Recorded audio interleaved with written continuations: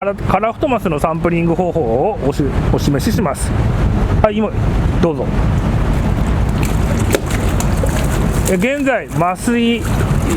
正確には二酸化炭素で窒息不動化ということをやっております。麻酔は普通薬品使うんですけど、この場合はクエン酸と重曹という食べられるもので処理しているので、使った後も食べることができると